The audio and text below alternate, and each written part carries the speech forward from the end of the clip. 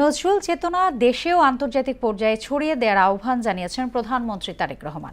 সকালে সচিবালয়ে ৬৪ জেলায় আনুষ্ঠানিকভাবে নজরুল বর্ষের অনুষ্ঠানের উদ্বোধনীতে এ কথা বলেন প্রধানমন্ত্রী।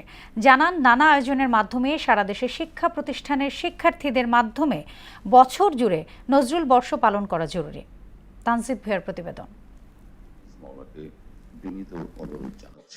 সচিবালয়ে প্রধানমন্ত্রীর কার্যালয়ে নজরুল বর্ষের আনুষ্ঠানিক ঘোষণা করেন প্রধানমন্ত্রী তারেক রহমান। এ সময় সংস্কৃতি মন্ত্রী নিতাই রায় চৌধুরী, তথ্য প্রযুক্তি মন্ত্রী ফকির মাহবুব আনাম, জাতীয় কবির নাতনি খিলখিল গাজী সহ সংস্কৃতি অঙ্গনের শিল্পীরা উপস্থিত ছিলেন। এ সময় প্রধানমন্ত্রী তারেক রহমান বলেন, বিপ্লব বিদ্রোহ, রণসঙ্গীত, ইসলামী মূল্যবোধের গান, ভজন কীর্তন, শ্যামা সঙ্গীত, প্রেম, প্রকৃতি ও মানবিক মূল্যবোধ সহ সকল ক্ষেত্রেই নজরুল জাতিকে সমৃদ্ধ করেছেন। আমাদের ভবিষ্যৎ প্রজন্মের জন্য নজরুল আমাদের জীবনে প্রাসঙ্গিক। এ কারণেই আমাদের জাতীয় কবির জীবন ও কর্মের সঙ্গে গণমানুষ, বিশেষ করে বর্তমান প্রজন্মের সম্পর্ক আরো গভীর ও নিবিড় করার লক্ষ্যে নানা আয়োজনে নজরুল বর্ষ শুরু করা হয়েছে। নজরুল বর্ষ উদযাপন কমিটির মাধ্যমে দেশের সকল শিক্ষা প্রতিষ্ঠানের শিক্ষার্থীদের অংশগ্রহণে বছর জুড়ে প্রতিটি অনুষ্ঠান সফলভাবে পালন করার তাগিদ দেন সরকার প্রধান।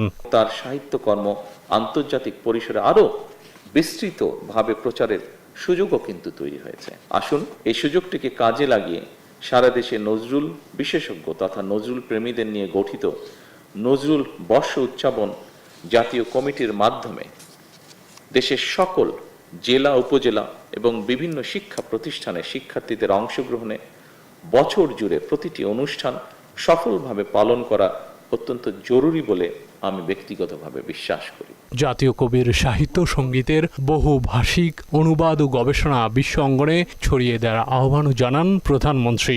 রাজনৈতিক কর্মী হিসাবে আমার কাছে মনে হয় আমাদের জাতীয় কবি কাজী নজরুল ইসলাম হলেন বাংলাদেশের মন।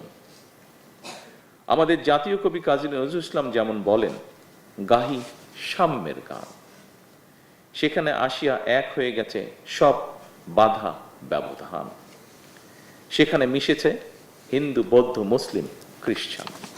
এ সময় তিনি আরো বলেন, বর্তমান সরকার দলীয় স্বার্থের ঊর্ধ্বে উঠে সবাইকে নিয়ে বিভেদ মোকাবেলা করে দেশের মানুষের নিরাপত্তা নিশ্চিত করতে চায়।